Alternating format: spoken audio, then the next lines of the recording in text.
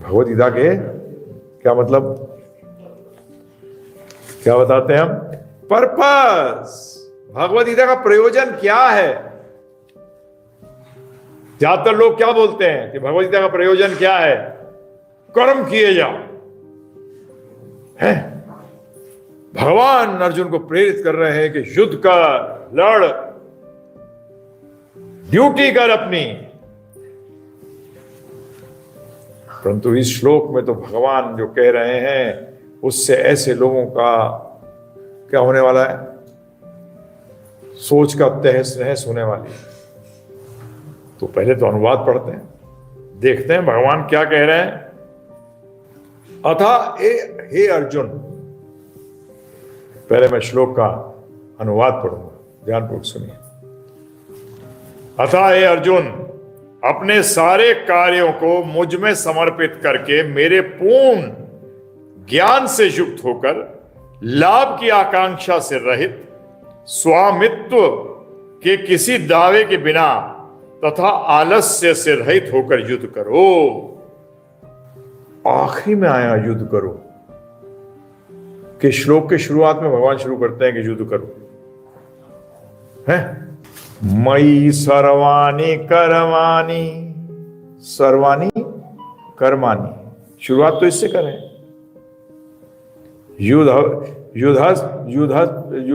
युद्धस्व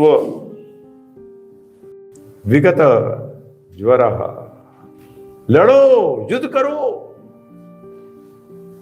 परंतु कैसे?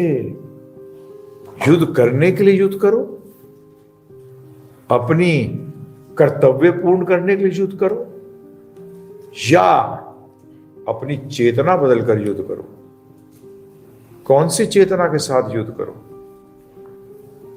लोग भगवद गीता के इसी मर्म को भूल जाते हैं कि भगवद गीता युद्ध करने की पुस्तक नहीं है। किस भावना से युद्ध करनी है इसकी पुस्तक है। भगवद गीता बताती है कि कर्तव्य करना है, परंतु किस भावना से करना है, क्या सोच होनी चाहिए, क्या चेतना होनी चाहिए। तो ये भगवद गीता जो है ये किसकी है?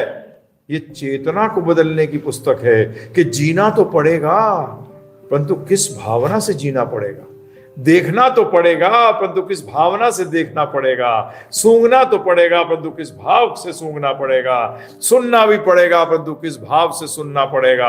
अरे भाई, चलना भी पड़ेगा, दौड़ना भी पड़ेगा, परंतु किस भावना से दौड़ना, चलना, सुनना, सूंघना, सुनना, बोलना, ये सारा के पीछे भाव क्या है।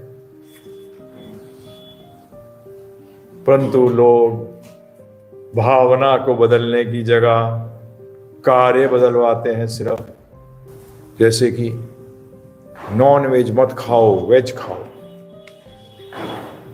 ये आधा है, ये आधा कार्य पूर्ण हुआ, और आधा कार्य पूर्ण होने से कभी पूर्ण फल प्राप्त नहीं होता। भावना क्या होनी चाहिए? शुद्ध शाकाहारी खाते हो, उसके पीछे भावना क्या होनी चाहिए? है बहुत इंपॉर्टेंट चीज है। खाते तो समय, आपने वेजिटेरियन खा लिया तो बहुत जानवर हैं जो क्या है, शुद्ध शाकाहारी हैं। बकरी शाकाहारी है कि नहीं? हाँ जी, वो भी शाकाहारी है। तो फिर बकरी क्या हुई? भगवद गीता फॉलो कर रही है? नहीं, भगवद गीता तो चेतना को बदलने की पुस्तक है भाई।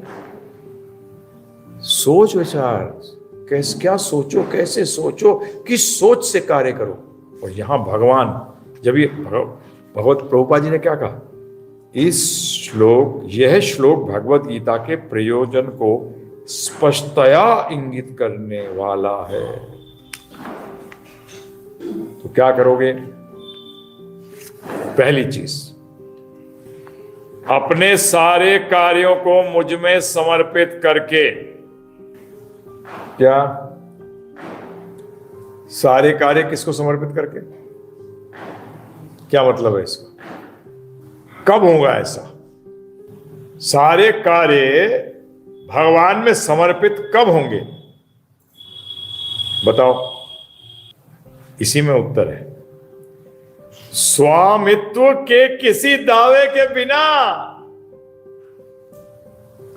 कार्य समर्पित कब होगा? जब आप में स्वामित्व की भावना नहीं होगी। अभी तो मेरा घर में बना रहा हूं, मेरी दुकान, ये सारा स्वामित्व।